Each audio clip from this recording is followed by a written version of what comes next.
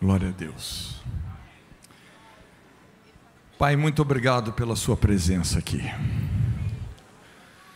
Obrigado porque, de fato, as suas misericórdias são a causa de não sermos consumidos. Grande é a sua fidelidade. Mesmo quando tantas vezes somos infiéis, todavia o Senhor permanece fiel.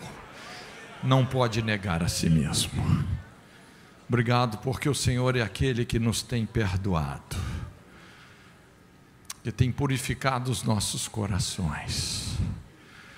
Senhor, e nessa tarde, noite, nós abrimos o nosso espírito para receber a sua vontade. Venha o teu reino, seja feita a sua vontade. Senhor, e como ministro do Evangelho, eu quero abençoar cada vida, cada casamento, cada família, cada ministério que está representado aqui. Abençoamos essa cidade e abençoamos a nossa nação. E juntos nós concordamos com um derramamento copioso do seu Espírito sobre toda a carne. Venha salvação sobre essa nação e que dessa terra brote a justiça. No nome de Jesus. Amém. Pela manhã eu estava conversando com o Gidalt, pastor Estevão, e ali o tema da minha pregação mudou. Bom, qualquer coisa é culpa deles. É interessante porque Deus, Ele personaliza nações, Ele personaliza cidades. Muitas vezes Deus fala com uma nação como se Ele estivesse falando com uma pessoa. Assim diz o Senhor para Israel, para Moabe, para Edom, como Ele também personaliza cidades.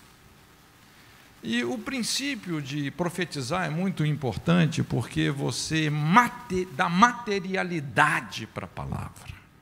O Verbo se fez carne, habitou entre nós, vimos a sua glória, como a glória do unigênito do Pai, cheio de graça e verdade. Isso é da materialidade. Então, pela palavra, nós chamamos à existência as coisas que não existem. E, final do ano passado, estava orando em relação a esse ano, orando pelo Brasil, muito peso no coração. E Deus me deu duas palavras, uma é essa aqui, que eu gostaria de dividir com você. Mas eu quero falar ao espírito do Brasil. Lógico, eu e você somos brasileiros, isso nos inclui. Se você puder, abra sua Bíblia em Abacuque, no capítulo 1. Em Abacuque 3:2 tem aquele versículo muito conhecido, quando a Bíblia fala assim: aviva a tua obra, ó Senhor, no decorrer dos anos, e no decurso dos anos faze-a conhecida, na tua ira lembra-te da misericórdia. Quando a gente olha para esse versículo, você tem uma grande dica para discernir a natureza do avivamento que Abacuque está dizendo. Ele fala assim: na sua ira, lembra-te da misericórdia. Mas o versículo que eu quero falar com você, Abacuque 1:5, muito conhecido. Vede entre as nações e olhai, maravilhai-vos, admirai-vos, porque realizo em vossos dias uma obra que vós não crereis quando vos for contada. Quantos podem dar um grande aleluia para isso?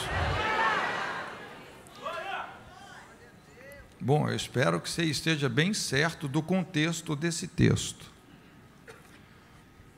Mas é interessante, porque quando a gente lê isso, a princípio realmente é algo tremendo, é algo muito poderoso.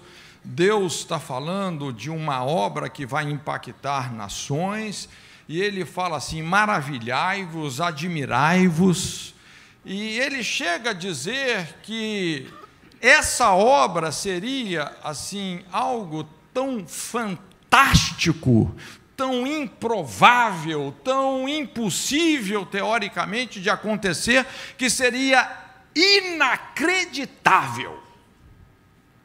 Imagina Deus fazer algo que as pessoas não têm capacidade de acreditar. É um negócio um pouco estranho aqui. Seria algo tão difícil de acreditar que, inclusive, Deus ordenou que Abacuque fizesse um outdoor. Abacuque, vai lá, faz um outdoor para aquele que passar correndo possa ler, não é? E vai acontecer isso, mesmo se tardar, espera, porque vai acontecer. É uma obra incrível, unbelievable.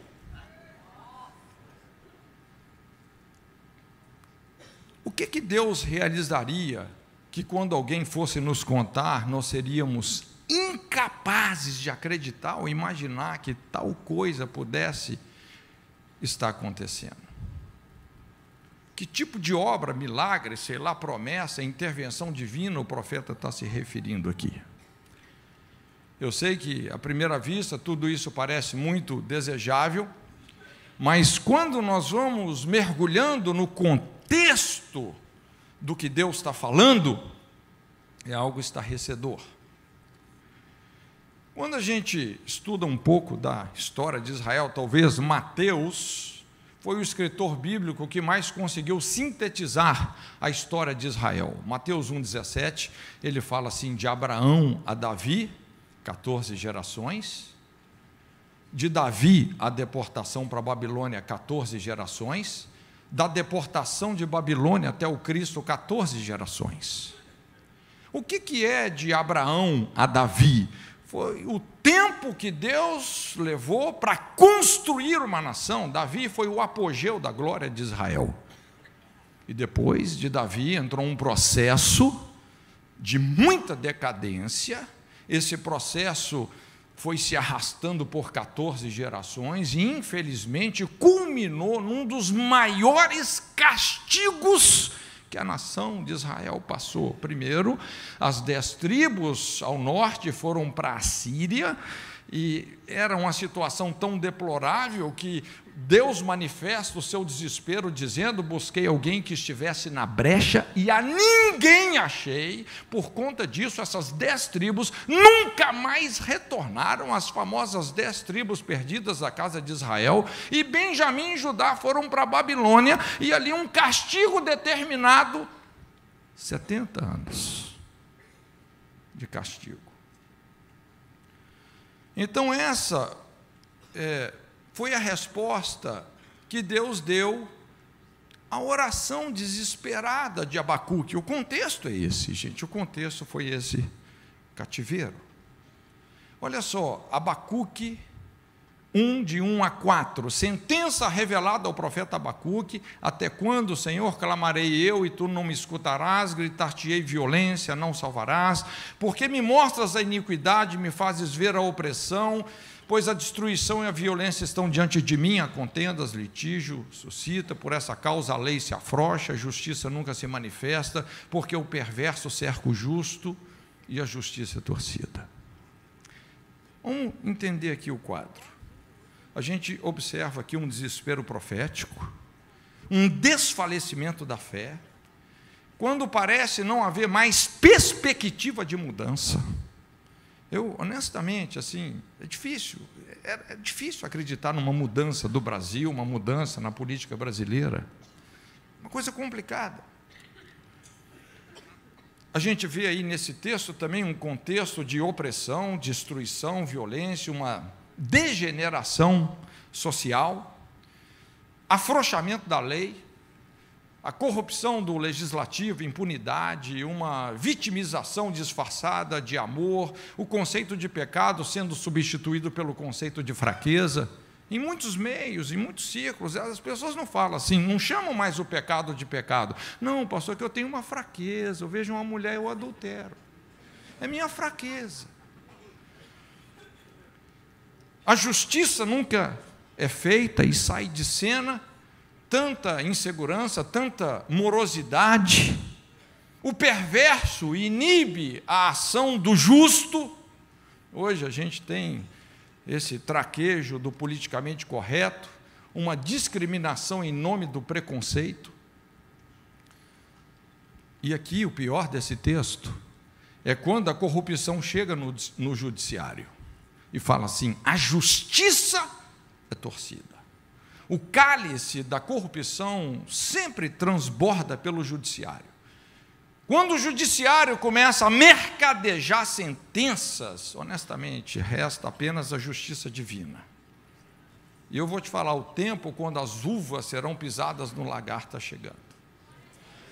E de repente, o que a gente observa é essa síndrome de Asaf. Você se lembra aquele drama de Asaf, ele vendo o ímpio prosperar, o cara rouba, o cara torce a justiça, o cara ganha tudo no suborno, e está dando risada, parece ser muito feliz, e Asaf entra numa crise terrível, até que ele entra na casa do Senhor.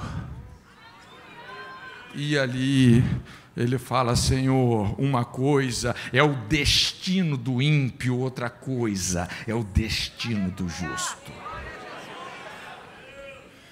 E é nesse contexto que Abacuque então ora por um avivamento. Mas esse não seria um avivamento qualquer, você precisa de entender. Seria cirúrgico. Essa foi a abordagem de Oséias, um dos outros profetas que também orbitaram em torno de toda essa situação do cativeiro, do castigo de Israel. E talvez é um texto que todos nós conhecemos, que Deus fere e depois Ele sara, Ele quebra e depois conserta. Quando a gente olha para esse texto lá em Oséias, nós temos exatamente o conceito de uma cirurgia. Seria uma abordagem cirúrgica. Veja bem que existem feridas, que elas são superficiais. Existem feridas que são internalizadas. Quando você pensa, por exemplo, numa pessoa que está com 3, 4 válvulas do coração entupidas, olha, você só pode ter acesso a isso através de uma abordagem cirúrgica. E cirurgia é trauma. Cirurgia envolve uma ferida traumática, mas é uma ferida inteligente, é uma ferida que trata da ferida. E esse avivamento, na verdade, de que ele está falando, envolveria, sim, um processo traumático, cirúrgico. Porque Jerusalém seria sitiada, cercada, iria cair. Foram 9 meses de cerco, onde a fome quase que destruiu a população da cidade, e depois eles foram levados para o cativeiro. Veja bem, eu não sei se você consegue perceber isso, mas existe uma diferença entre avivamento e reforma. São coisas diferentes. Avivamento está muito associado a uma visitação de Deus, é o derramar da sua presença, a manifestação de dons, curas, trazendo salvação para muita gente. Eu já vi lugares que passaram por avivamentos tremendos, avivamentos que duraram 1, 2, 3, 5 anos. Eu tenho passado por focos assim de avivamento, mas de repente aquele avivamento vai embora, e tudo continua do mesmo jeito. Reforma é diferente, mexe com a cultura, mexe com os valores, com os alicerces destruídos. É o que o salmista fala em capítulo 11, verso 3, destruídos os fundamentos, o que poderá fazer o justo? O que eu quero dizer é que esse avivamento é um avivamento de reforma. Não é só uma transformação do país. Transformar é mudar a forma, mas é uma transfundação, é uma mudança de fundamentos, de alicerces, de valores, de cultura. É totalmente diferente. É interessante quando você estuda um pouco sobre a reforma de Calvino. Calvino, ele tinha um princípio que norteou a reforma, e ele falava assim: os céus estão nos assistindo. Não é só nas 2 horas que você está no culto. Inclusive, ele concebeu, ele inventou o conceito do segundo. Ele falou: cada segundo conta, porque os céus estão nos assistindo. Ele resgatou esse princípio que toda profissão é sagrada, toda profissão, quando exercida para a glória de Deus, é sagrado. Não tem essa coisa de sagrado e secular. Se você exerce a sua profissão para a glória de Deus, é sagrado, avodá. Nós vamos adorar a Deus com o nosso serviço. Então, os reformistas, se o cara era um construtor de móveis, o que ele ia fazer? Ele ia fazer o melhor móvel, ele ia cuidar até do fundo da cadeira, porque ele estava fazendo para Deus. E é isso que revolucionou, principalmente esses países onde a reforma aconteceu.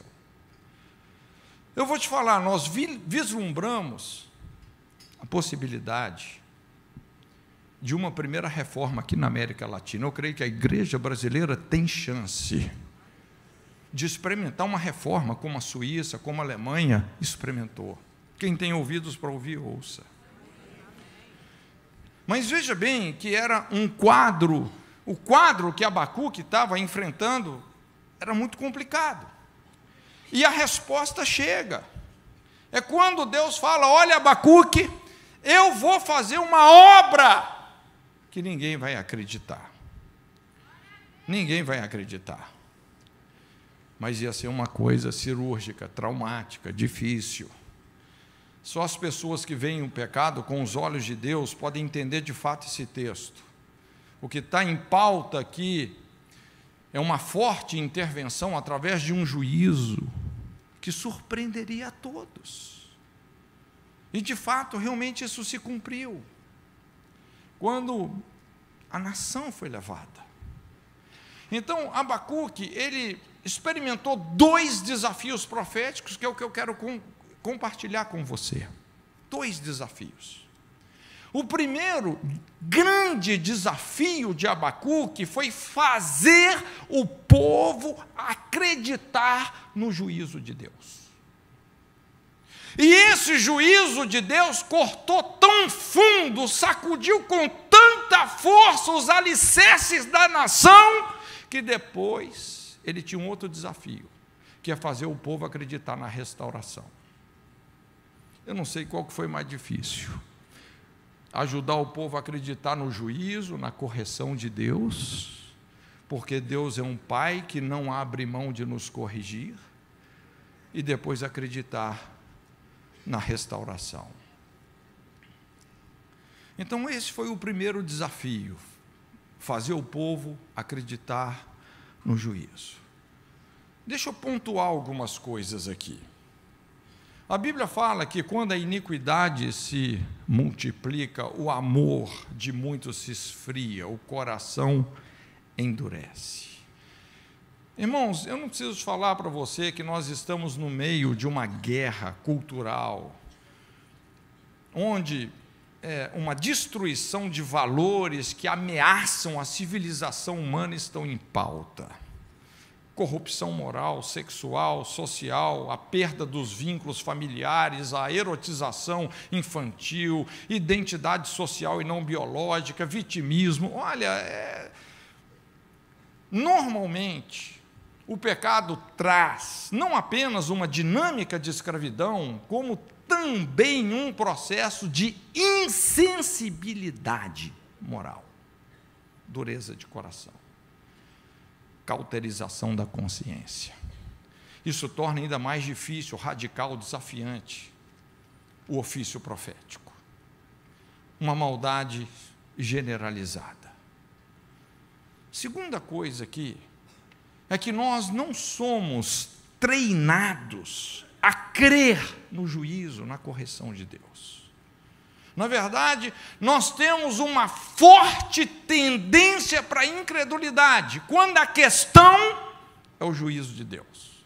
Olha, nós somos muito bem treinados para crer em milagres, para crer na graça, para crer em curas, para crer nas bênçãos, as respostas para as nossas necessidades, desejos, interesses. Nós somos treinados para isso. E olha, isso é muito bom, não estou falando nada contra essas coisas, não. Mas onde é que a nossa fé mais fracassa? Nós não somos ensinados a confiar no caráter de Deus e entender o seu coração quando Ele precisa corrigir os desvios absurdos de uma sociedade. Você já viu pessoas que falam, olha, eu jamais imaginei que isso pudesse acontecer comigo. Terceira coisa, Deus não está nesse negócio de te fazer feliz. Deus quer fazer você crescer. Chega desse triunfalismo ilusório. Honestamente, gente, não tem que ser culto da bênção, mas é culto da obediência, porque se diligentemente ouvirdes a minha voz e obedecer os meus mandamentos, observar os meus estatutos, essas bênçãos vos seguirão. Não é você correr atrás de bênção. Você tem que correr atrás da obediência, e a bênção vai te perseguir e vai te alcançar. Você não escapa dela, não escapa. A vitória em Cristo só se dá quando nós somos derrotados pelo Espírito Santo. Se você não for vencido pelo Espírito Santo, meu querido, não tem vitória. Isso é um paradoxo, é uma verdade escondida numa contradição aparente. Muitos aqui estão numa queda de braço com o Espírito Santo há muito tempo. Adivinha no final, quem vai ganhar e quem vai perder? Perde logo. Há muito tempo, Deus estava chamando o povo por uma purificação. Essas 14 gerações, quando a Bíblia fala de Davi, a deportação para a Babilônia, quantas vezes os profetas estavam lá madrugando, falando, denunciando os pecados, denunciando a maldade. E o povo o quê? Ensurdecido, obstinado. A classe religiosa, política, estava segura em si mesma, que qualquer profecia nesse sentido seria absurda. Desprezaram os verdadeiros profetas. Mas de repente, o que eles menos esperavam aconteceu. Um mal que veio do norte, Nabucodonosor e seus exércitos. Quinta coisa, o avivamento sempre brota de um processo genuíno de restauração. Não existe restauração sem correção. Deixa eu te falar um negócio, milagres é uma benção, mas milagres não transformam o nosso caráter. O juízo de Deus sim, porque juízo é correção. É Deus corrigindo os nossos caminhos, nossas motivações. O juízo sempre começa pela casa de Deus. É um princípio de ação do reino moral. No primeiro capítulo de Abacuque, Israel é julgado. No segundo capítulo, Babilônia é julgada. Tem os 5 ais para os caldeus. No terceiro capítulo, as nações são julgadas. Começou por Israel, atingiu o mundo todo. Depois de Deus usar a Babilônia para julgar Israel, ela também foi julgada. E é interessante, porque antes desses avivamentos, que inclusive alcançaram uma magnitude mundial, avivamentos causados pelos testemunhos de Mesaque, Sadraque, Abdinego, lá na fornalha, as 3 barras de ouro colocadas no cadinho de Deus, você se lembra? Também o avivamento causado pelo testemunho de Daniel, revelando o sonho de Nabucodonosor, decifrando a mensagem de Belsazar, depois na cova dos leões. Foi em meio a esses julgamentos que Israel experimentou, em meio a esses avivamentos que Israel experimentou o maior julgamento da sua história, quando eles foram levados para o exílio. É sempre num contexto de correção, de juízo, de purificação, que Deus é glorificado. Sexta coisa, o juízo tarda, mas ele não falha, como disse Abacuque, pois a visão é ainda para o tempo determinado, se apressará até o fim, ainda que demore, espera, certamente virá, não tardará. Irmãos, veja bem, Deus não brinca com o pecado. O primeiro tipo de incredulidade que Deus precisa de quebrar nas nossas vidas é em relação ao seu juízo. Às vezes aquela visão otimista, romântica, da nossa passividade religiosa, que nos torna insensíveis ao pecado, isso precisa de cair por terra. Nós temos que ganhar sensibilidade espiritual. E aqui vem a hora do juízo. Ninguém acreditava que Jerusalém fosse entregue aos inimigos e levadas para a terra da confusão Babilônia. Ninguém acreditava, gente. Ninguém. Quando Jeremias profetizava contra Jerusalém, isso era interpretado pelos líderes da nação como sacrilégio, um terrível absurdo. Mas simplesmente para surpresa de todos, foi o que aconteceu. Então, poucos homens como Oséias, Jeremias, Abacuque, Ezequiel acreditaram nessa obra. Admirável, incrível. O povo inteiro estava enganado. Os líderes da nação estavam distraídos, os sacerdotes estavam errados. É terrível a gente achar que Deus está conosco de uma forma quando Ele está de outra. Mas o processo para Deus mudar determinadas convicções erradas que nós temos é doloroso, mas é necessário. Envolve muitas desilusões. E o problema, como aconteceu, é que algumas desilusões matam não apenas as falsas convicções, mas também as verdadeiras. Mesmo após o tempo prescrito lá para o cativeiro terminar, você pode observar, os exilados permaneciam ainda lá na inércia causada por tanta decepção e sofrimento. Já tinha passado os 70 anos.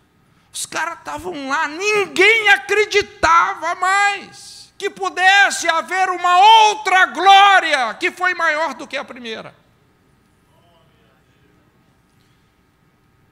E é aqui que muita gente desiste. E aqui vem o segundo desafio profético. Esse foi o primeiro. Acreditar no juízo, na correção. Já viu quando seu pai vai te falando, meu filho, para de fazer isso. Meu filho, não faz não. Olha, meu filho, puxa vida, não insiste. Porque daqui a pouco você vai para o castigo. Então vem o segundo desafio, levar o povo a acreditar na restauração. De fato, uma restauração parecia impossível. Agora os profetas tinham esse desafio. Basta você ler Neemias, Ageu, Zacarias, para você entender o esforço que foi necessário ser empreendido para restaurar a fé daquelas pessoas abatidas por uma correção tão severa. Então, deixa eu pontuar algumas lições sobre o juízo divino. É muito importante que às vezes a gente confunde juízo com condenação. Não confunda isso, tá? A palavra que mais expressa na Bíblia um alinhamento é essa palavra, juízo, que significa retidão, correção, é um alinhamento. Então, primeira coisa, o juízo de Deus é sempre ruim para alguns, bom para outros, por incrível que pareça. Lembra o cântico de Ana? Divide a sociedade, oxigena os injustiçados, mas abala, pune os injustos. Olha, eu vou te falar, tem muita gente aliviada com a mudança do governo no Brasil, mas tem gente aí tremendo de medo. Tem gente aí apavorada. Segunda coisa, normalmente, o juízo alcança mais, surpreende mais aqueles que menos acreditam nele, que mais desprezam. Gente, quem diria em 2012 que o Lula seria preso? Que o dono da Odebrecht seria preso? Que governadores e prefeitos seriam presos? Que Eike Batista seria preso? Quem diria isso? Honestamente, não é inacreditável. Esses caras acreditavam? Ou eles se sentiam donos?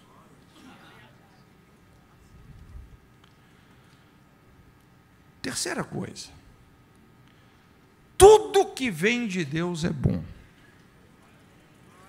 Até o seu juízo, principalmente o seu juízo, o seu castigo. Aliás, a palavra castigar são dois vocábulos, que é purificar pelo sofrimento. Lembra daquele versículo? Quem não vem pelo amor, vem pela dor? Não, não é versículo, né? Mas é um princípio, não é? A nossa percepção do juízo de Deus normalmente é equivocada. O problema é que ninguém gosta de ser corrigido, nem eu, nem você. Mas a necessidade de correção nos cega, muitas vezes, para a importância da correção. Quarta coisa, que Deus sempre tem um plano de resgate que é elaborado antes de sermos entregues para o cativeiro. É muito incrível, quando você vai lá em Ezequiel, no capítulo 40, veja bem, antes da destruição do templo de Salomão, em Ezequiel 40, Deus já havia dado a planta do novo templo a ser restaurada. Crises geram mudanças, renovação, alinhamento, correção de rota. Deus sempre tem um plano para aqueles que saem do plano. Deus não desiste da gente. O objetivo final do juízo não é destruir, mas é reconstruir de acordo com o propósito original.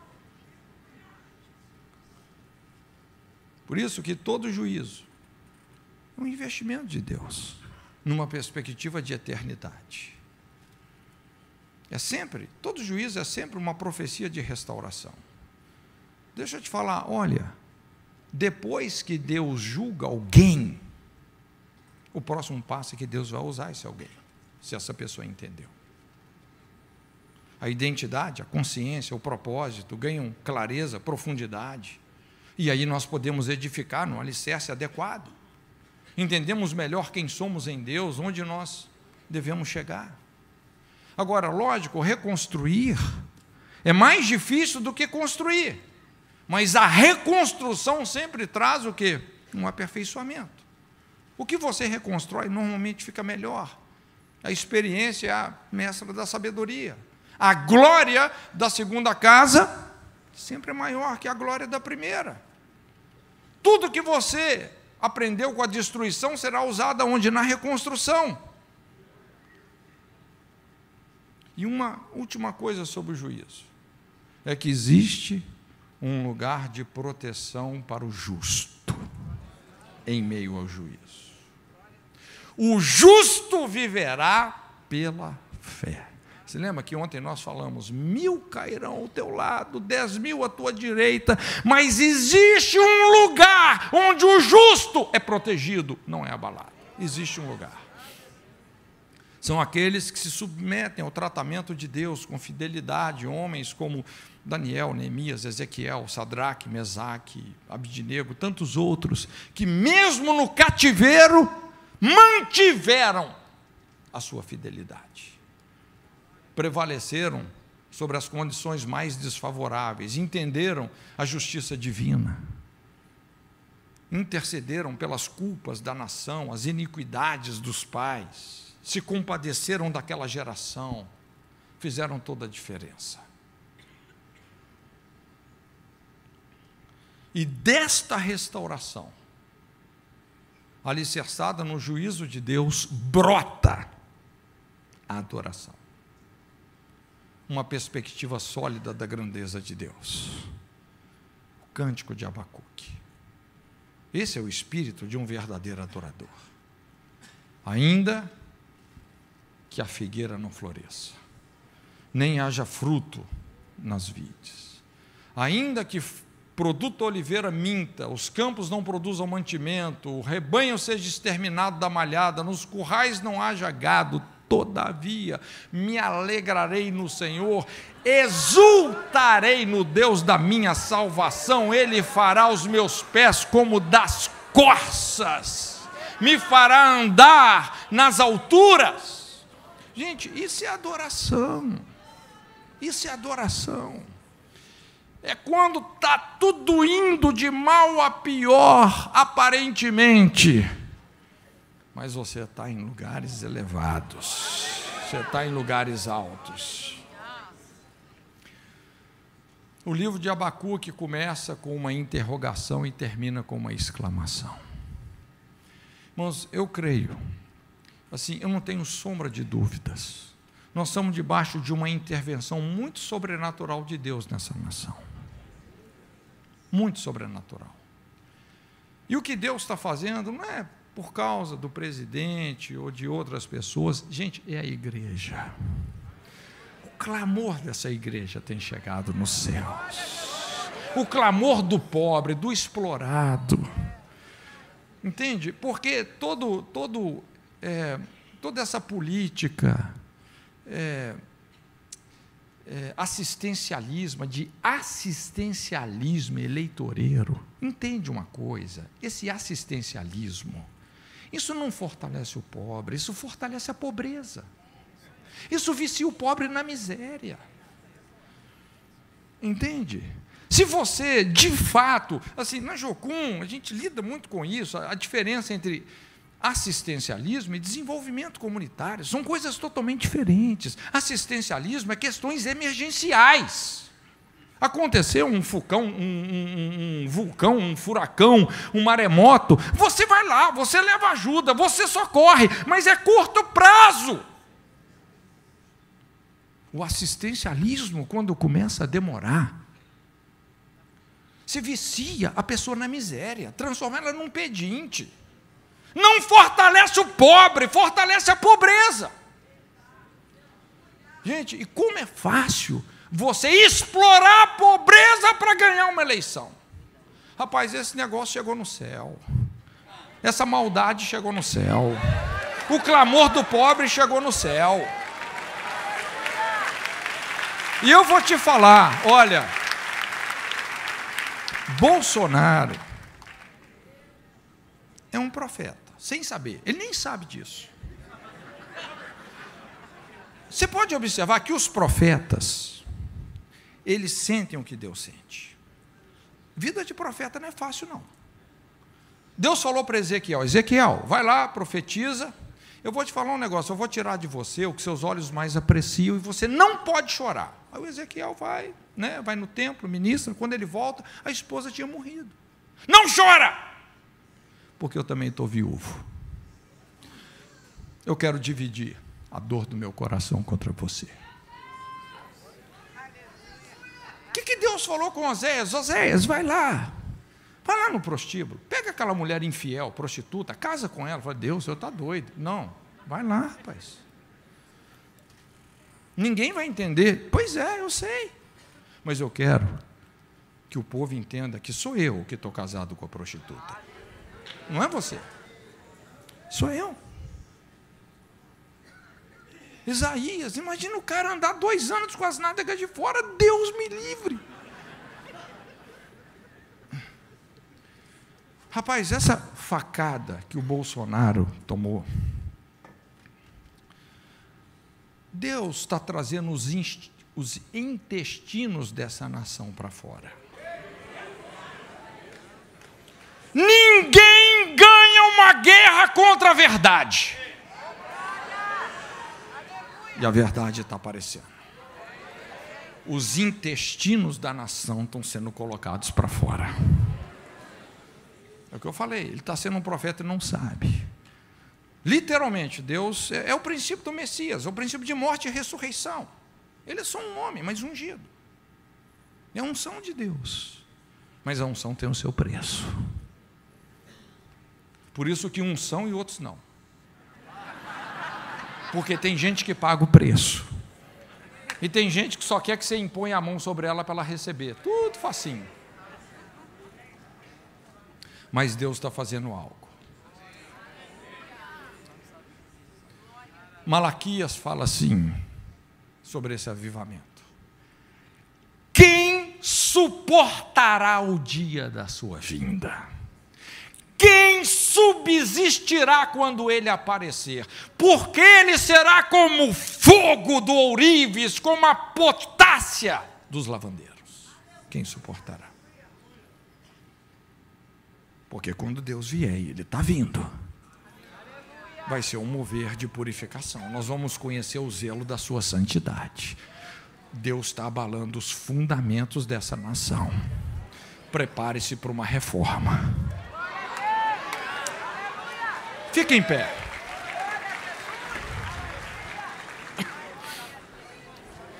Vamos levantar um clamor pelo Brasil. Amém?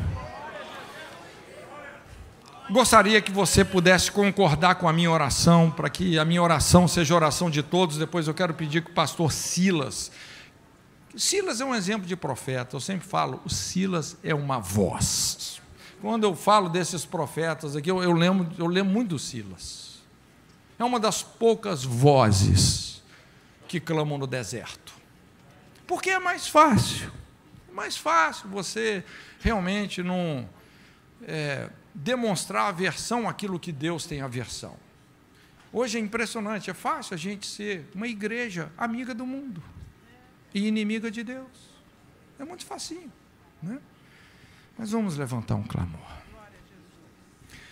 Pai, a sua palavra fala: se o meu povo, que se chama pelo meu nome, se humilhar, orar, se converter dos seus maus caminhos, buscar a minha face, eu ouvirei dos céus, perdoarei os seus pecados e sararei a sua terra.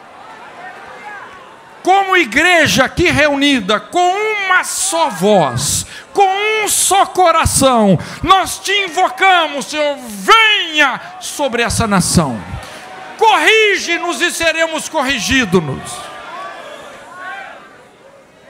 Na sua ira, lembra-te, Senhor, da misericórdia. Senhor, nós queremos dizer que nós não somos melhor do que ninguém. Por isso nós nos identificamos com os pecados dessa nação, os pecados da igreja brasileira, os pecados da política brasileira. Nós te pedimos perdão por toda corrupção, por toda maldade, por toda idolatria, por todo roubo, por toda imoralidade, por toda destruição familiar. Senhor, perdoa toda feitiçaria, toda idolatria. Que o Senhor tenha misericórdia, Senhor.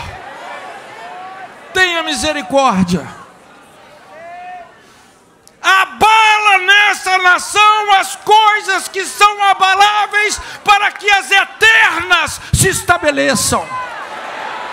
Continua, Senhor, levantando a sua igreja como coluna e firmeza da verdade, um exército com bandeiras que marcha a sua causa, que não se intimida.